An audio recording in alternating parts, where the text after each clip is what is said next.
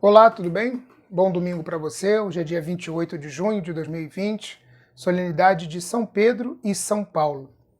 Imponente hoje, né? A palavra solenidade dá essa importância para aquilo que hoje nós estamos celebrando. Apesar de fazermos normalmente o comentário sobre o Evangelho do dia, as leituras adicionais de hoje, tirada do livro dos Atos dos Apóstolos e da Carta a Timóteo, elas vão servir para nós um pouco como base, onde a gente vai poder tirar aquilo que se encontra no Evangelho. Mas a gente vai percebendo o quanto tanto Pedro quanto Paulo foram importantes para a igreja. Na primeira leitura, a gente observa Pedro estando preso. Pedro foi preso depois da morte de Tiago, irmão de João, e a leitura diz que isso agradava os judeus. Né? Que tristeza, né? A morte agradar alguém, prender alguém, matar alguém, parece que dava um certo prazer, e hoje em dia também a gente observa muito isso. Né?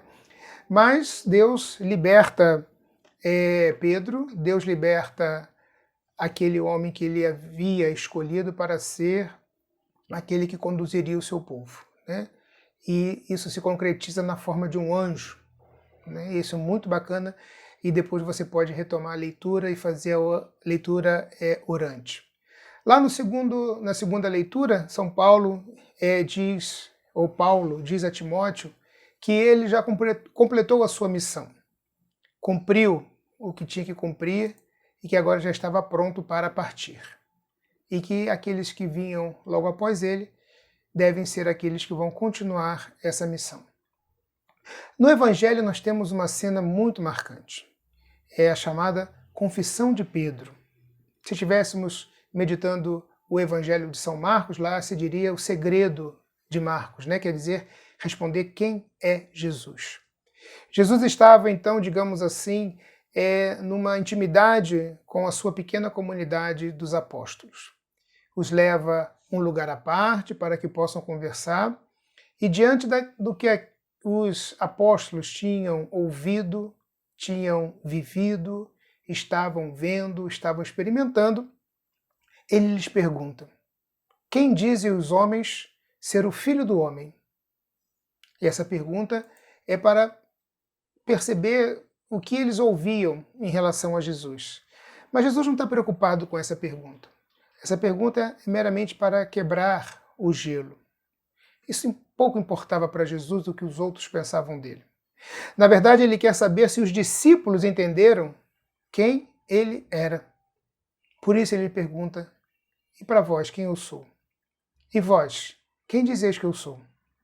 Antes, então, de comentar a resposta de Pedro, sugiro que você faça a mesma pergunta para si. Quem é Jesus para mim? Não responda de imediato. Reflita, reze, olhe para a vida de Jesus. E vós, quem dizeis que eu sou? Pergunta fundamental para a nossa fé. Na verdade, Jesus está dizendo: por que vocês estão andando, caminhando, vivendo comigo? Por que vocês estão ainda junto de mim? O que vocês entenderam de tudo o que vocês ouviram e viram? O que nós entendemos de tudo aquilo que escutamos na missa, na leitura orante da Palavra de Deus? Então Pedro põe-se à frente e diz: tu és o Messias, o Filho de Deus vivo. Temos, dentro dessa resposta, dois elementos importantes. Primeiro, Pedro e a comunidade dos discípulos reconhecem Jesus como Messias, como aquele que vai resgatar o povo que negou Deus lá no Gênesis. E segundo, ele, o Filho de Deus, o Filho do homem. Observe que Pedro, ou pelo menos Mateus, que era judeu, assim registrou, Pedro proclama o nome de Deus. Tu és o Filho de Deus. Essa revelação não é possível apenas através do nosso conhecimento humano, dos nossos estudos. É preciso ter uma experiência profunda e pessoal de Deus na vida, para que o Espírito Santo revele quem é Jesus para nós. E cada um de nós, na nossa vida, vai viver uma dimensão dessa realidade que é o próprio Filho de Deus no meio de nós. Ele é o todo, nós somos partes. Por isso a reunião com os 12. A resposta de Jesus para Pedro serve para nós. Feliz és tu, porque não foi um ser humano que te revelou isso, mas meu Pai que está no céu. Percebam, a experiência nossa própria de Jesus faz com que a gente perceba quem Ele é, movido pelo Espírito Santo. E essa é uma verdade que fica marcada em nós. A experiência é humana, mas a revelação é divina. A experiência se dá na observação das coisas da vida, mas a revelação de Jesus se dá nos pobres, nos pequeninos, é feita pelo Pai. Pai, eu te louvo, porque revelaste essas coisas aos pequenos e as escondeste dos sábios. Então, todo aquele, toda aquela que reconhece a presença de Deus em Jesus, está apto a gerar igreja na vida do outro, a fazer comunidade com o outro. Está apto a ser sinal da misericórdia, do acolhimento, de ser missionário ou missionária, que pregam a nova civilização, a civilização do amor, o novo céu e a nova terra. O texto destaca não apenas a liderança de Pedro, mas também que a continuidade do trabalho de Jesus se reflete na comunidade, na igreja, e que Pedro também passará pelas mesmas dores que Jesus. A continuidade da leitura desse texto nos leva a ver que logo em seguida Jesus vai falar da sua paixão. E Pedro vai dizer que isso não vai acontecer com ele, e Jesus vai dizer assim, afasta-te de mim, Satanás. E aí nós devemos tomar cuidado, que muitas vezes também, achando que nós estamos agradando a Deus, nós não estamos atendendo ao seu chamado de amor.